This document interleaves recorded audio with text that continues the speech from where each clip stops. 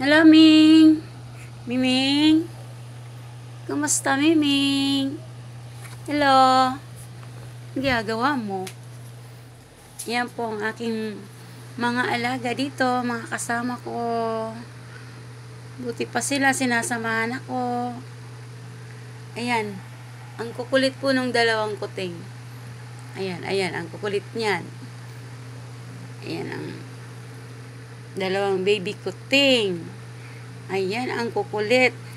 Pag matutulog ako, pinalalabas ko sila kasi makukulit. Tapos, doon sa labas, ayun yung kalat niya yun. Kinakalat niya yung karton na yun. Nandun yun sa taas, pero binababa at pinaglalaroan. Okay lang kasi parang mga bata din. Mga malilikot, makukulit. Yan po. Minsan naawa ako sa kanila kasi minsan hindi ko sila napapakain. Kaya ang ginagawa nitong mother kuting, magdadala po siya ng kung ano-ano. Minsan, daga. Minsan yung, ano ba yun? Sa Bicol, tabili. Yun, siguro para lang may pagkain. Kaya ako minsan naawa ako sa kanila. Ayun, di ba? Oo. Ang kukulit nila, ang lilikot. Ay, Miming! Itong isang puti, yung kaibigan ko dyan sa labas, gustong hingiin. Sabi ko, pag hindi na siguro nadidi sa mama niya. Ito mama niya, oh. Hello, baby kuting. Baby kuting, dito ka, dali. Ayan. Ayan po, dalawa sila. Minsan, pinagmamasdan ko sila. Magkakasama silang tatlo. Yung mother love po ba, kahit hayop. Kasi, magkakasama sila, tapos, inaano ng nanay yung dalawang anak niya. Dinidilaan. Yun, para bang kinukomport niya. Diba? Kahit pusa, mararamdaman mo yung pagmamahal ng isang ina sa kanyang anak, sa mga anak. Parang tao din po. Kaya, mahalin po natin ang ating mga alagang hayop. Kahit anong klaseng hayop po yan, basta alaga po natin. Yun. Pumunta dito si Kuting. Nasampid po siya dito. Ano pa lang po siya, wala pa siyang anak. Buntis pa lang siya. Pero ngayon, meron na siyang dalawang anak. Ayun, no, ang kukulit, di ba po? Ang sweet nila, Kakatuwa. Yun, no. Tama po.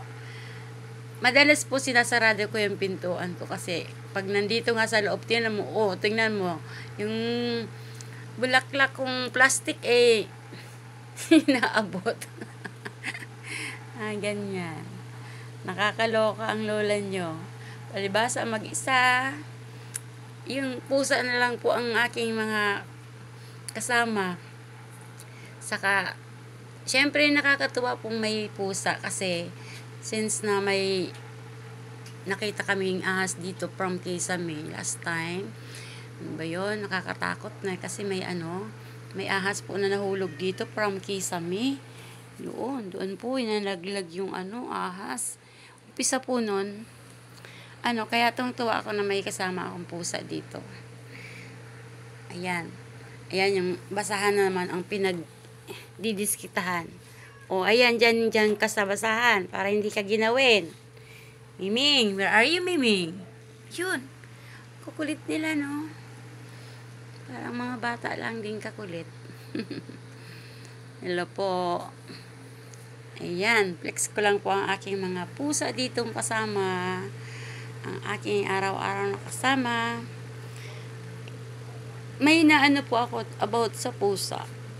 Maganda daw po yung may pusa na magsampid sa bahay nyo. Kasi parang sa broken hearted, sila daw po yung nagre-relieve ng reliever daw po yan ng mga broken hearted. Ewan ko lang po kung totoo. Sana nga po parang sila yung nag-absorb ng inyong pagka-broken hearted. Sana po totoo. Siguro, kaya nakaka-survive. Kasi dahil dyan. Ikaw, Miming, bagong panganak ka. Baka mamaya, hindi matagal, may buntis ka na naman, Miming, Tigil-tigilan mo, Miming. Meron ka ng dalawang anak. Miming. Miming. Miming. Look at me, Miming. Hello. Hi, Miming. Ayan, lumalapit siya sa akin. O, diba?